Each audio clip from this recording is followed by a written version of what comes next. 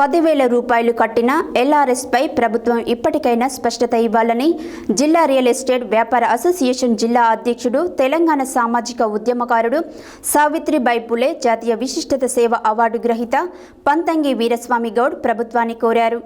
ఆదివారం సూర్యాపేట జిల్లాలో ఏర్పాటు చేసిన విలేకరుల సమావేశంలో ఆయన మాట్లాడారు.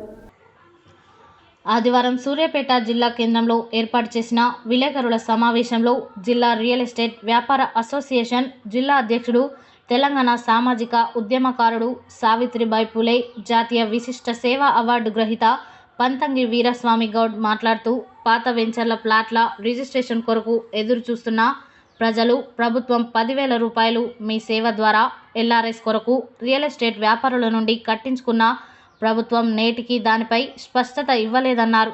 పట్టా పాస్బుక్పై 1 ఎకరం లోపు ఉన్న భూములను రిజిస్ట్రేషన్ చేసే విధంగా ప్రభుత్వం జీవో జారీ చేయాలని డిమాండ్ చేశారు.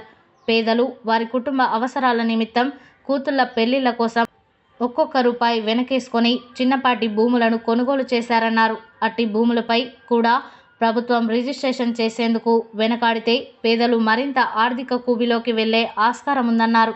1 ఎకరం పైబడిన భూములపై కన్వర్షన్ మీద రిజిస్ట్రేషన్ చేయాలని చెప్పారు.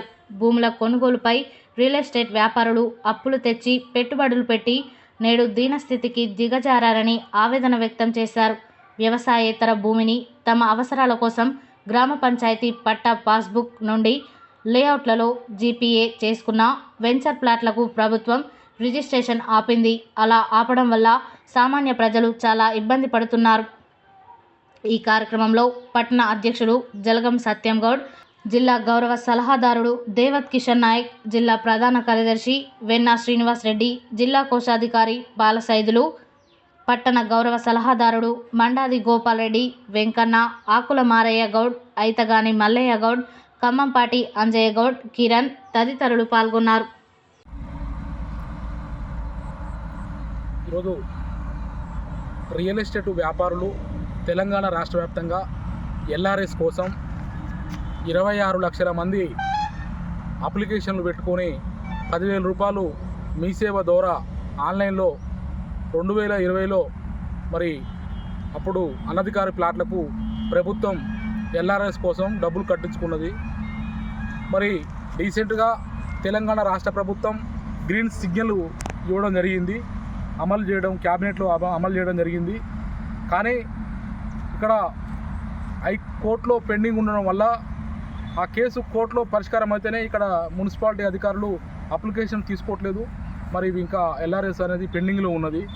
మరి ఎంతోమంది పేద ప్రజలు, రియల్ ఎస్టేట్ వ్యాపారులు మరి వెంచర్ల కోసం పట్టాదారు పాస్బుక్లు రిజిస్ట్రేషన్ ఆఫీసుల చుట్టూ తిరుగుతున్నారు. ఇంతవరకు రిజిస్ట్రేషన్లు కావటం లేదు. చాలా ఇబ్బందికరంగా ఉన్నారు.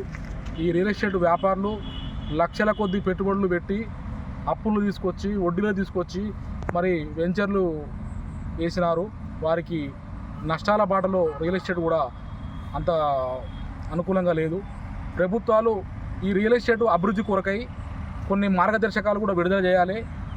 1 ఎకరం లోపు, అర ఎకరం లోపు ఉన్నటువంటి వ్యవసాయ భూములు కూడా పట్టాదారు పాస్బుక్ నాలా కన్వెన్షన్ మీద రిజిస్ట్రేషన్ అయ్యేటట్టు ప్రభుత్వం ఒక నూతన జీవో తీసుకురావాలని గవర్నమెంట్ ముఖ్యమంత్రి రేవంత్ రెడ్డి గారికి ఒకసారి వినియోగించుకుంటున్నాం.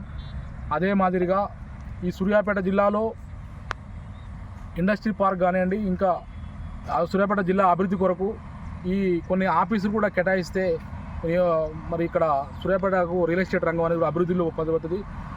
ఐటీ రంగం కూడా ఇంతకుముందు తీసుకొచ్చినాం. ఐటీ రంగాన్ని కూడా మరి తీసుకురావాలి.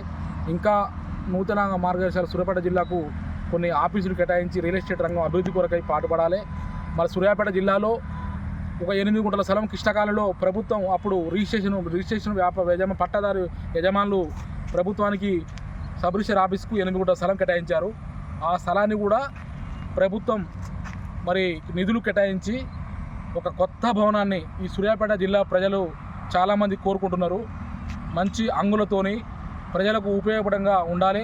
ఇప్పుడు ఉన్నటువంటి సూర్యాపేట కిరాయికు అద్దెకంప ఉన్నటువంటి కార్యాలయము అది శిథిలావస్థకు చేరుకున్నది. అక్కడ సరైనటువంటి మౌలిక వసతులు లేవు. కూర్చుంటానికి కుర్చీలు కూడా సరిగా బయట నిలబడి వర్షాకాలం వస్తున్న వల్ల వర్షాల వల్ల అక్కడ ప్రజలు ఇబ్బంది పడుతున్నారు. మరి అందులోటి ఒక్కొక్క డాక్యుమెంట్ రిజిస్ట్రేషన్ ఆఫీసులో కూడా సిబ్బంది కొరత చాలా ఉన్నది. ఒక డాక్యుమెంట్కు 2 గంటలు పడుతున్నది.